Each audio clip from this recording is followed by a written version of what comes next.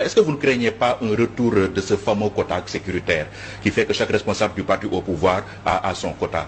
Que ce soit les emplois de manière générale ou les enseignants de manière particulière, c'est-à-dire les 63 000 emplois ou les 5 000 des enseignants, chaque responsable politique va venir demander son quota. yaa ngi gis le président Macky Sall yëkkati na message à la nation ne 1000 milliards lay dimbale ñëpp applaudir mais bi ñu ko waxee tak ci guddi gi am nañu commencé wootee téléphone di xool lu ñu ci war a lekkee.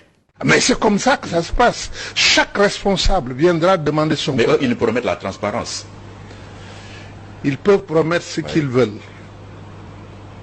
Même l'argent, les 450 milliards, dès que c'est débloqué, la clientèle va s'organiser pour la captation de tout cet argent. C'est évident. di xool noo ci war a bokkee noo ci war a amee ban kii nga ci am ban deal nga ci mën a def c'est très important ñu ko DER. Et ça, c'est ce qui fait que tous les projets que vous voyez développés par le gouvernement, c'est exactement de la même manière que ça se passe partout.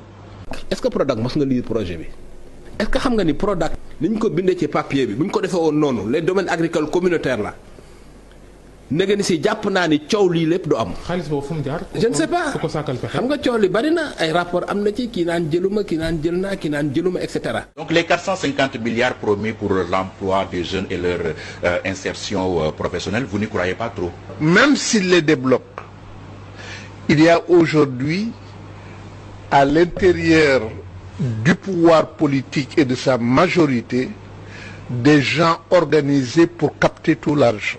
Rapport bu ñu am ak pouvoir ñoom rapport de jouissance la. conception bi ñu am ci état conception prébandière la ak conception de jouissance. nguur la ñuy wax nguuru.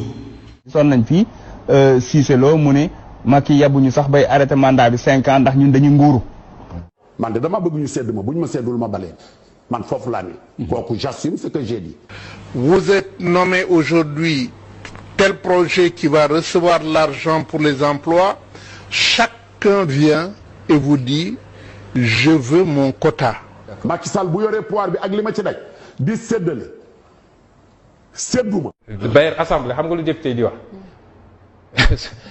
surtout sa mbokk yi moo tax parité bi xaw nañoo sonal booy wax yenn wax yi dañ naan waaw ku ay wal sa moome xam nga député buy wax loolu conception bi ñu am ci pouvoir mooy na nga góox parce que ça ay léegi mu jeex donc loo mën a jël na nga jël.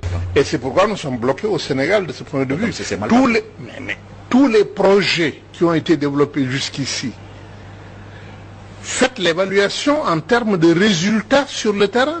Vous verrez. Inch'Allah danañu yeggale xeex bi parce que nag buñ ko deful Sénégal dina metti de. Imaginez leen dans 10 ans 20 ans avec ce système de corrompus, c'est des criminels donc ces gens-là faaw ñu jëlee leen fi. ku ju doon sukuraat ci lalam sax ñu ne ko alalu réew maa ngi ne di rom dina jóg comp ci wàllam doog a ñëw de continuer sukuraatam. loolu la Sénégalais yi war a comprendre te xam ne réew mi. tant que ñu ngi am ñoo xamante ne nii dañ fiy ñëw pour nguuru. pour yokk seen koom-koom pour yokk seen daraja pour yokk seen alal askan bi ñoo koy yëg. Des politiques sans vergogne qui se sont enrichis plongeant nos pays dans l'abîme et le chaos.